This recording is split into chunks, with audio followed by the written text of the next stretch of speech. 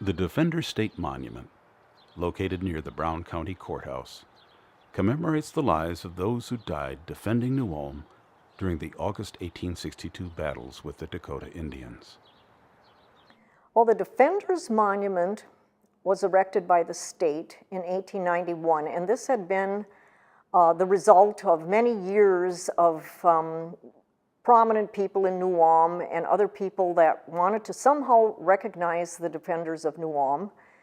New Ulm was under attack on August 19th and August 23rd. We did not have any army here at that time or any troops come in. The people that defended New Ulm were civil soldiers or civilians that just turned into citizen soldiers. And we had help come from Le Sueur and from Blue Earth and from Lafayette. And the people that came in from the outlying areas of Brown County formed into companies. So you had the Siegel Company, the Cottonwood Company, the Milford Company. And all of these citizen soldiers felt that in some way they should be recognized and remembered for what they did to contribute to the defense of New Ulm in 1862.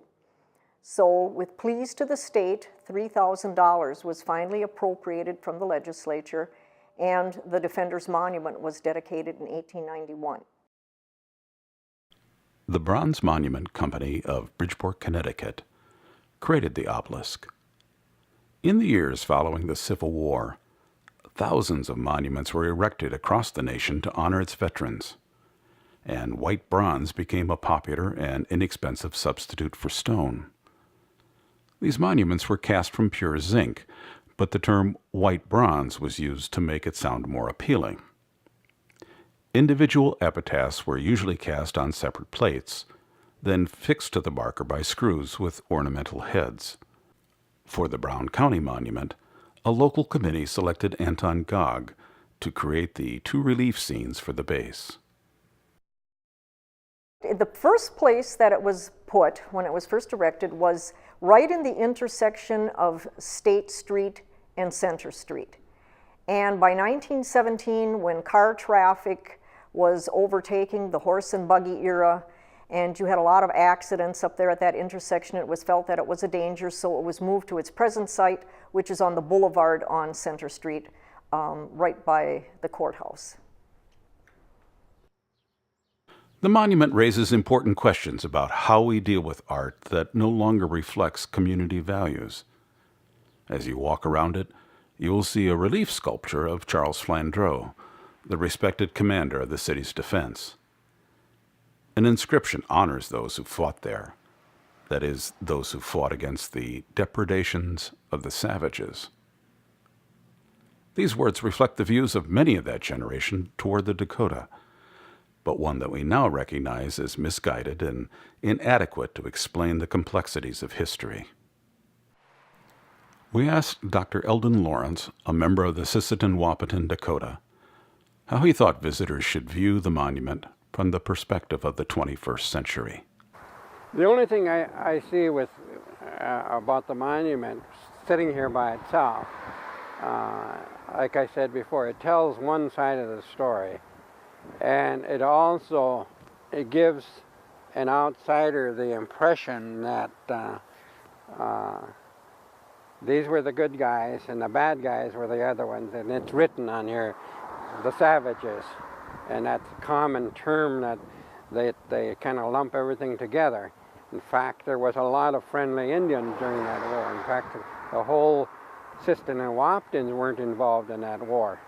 And they did a lot of things to prevent it from going any further. And they had saved a lot of lives, innocent lives, by risking their own lives to save the white people, the women and children in particular. And that story is never told. And so when you read this, you're getting the idea that they were all bad. And there was no good Indians. Yeah, the old adage, you know, the only good Indian was a dead Indian. And so I think this kind of reinforces that to people who don't know. And that's the one thing I think about this monument and a few of the others that I've seen.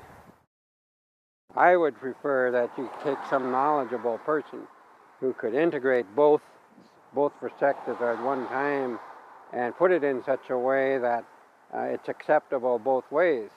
And then you brought the two together, and maybe something positive would come of that. But if you put this, they said this, and they said this, and you got that thing going, and people say, well, I believe this one, but I don't believe that one. I don't think they'll get a clear perspective of the big picture. I think you get one viewpoint, and that's the non-Indian viewpoint. And I always said that too often the Indian voice, the Dakota voice is missing. And I think that's probably the case in most of these monuments that they put up. It's put up by people who view it from one side.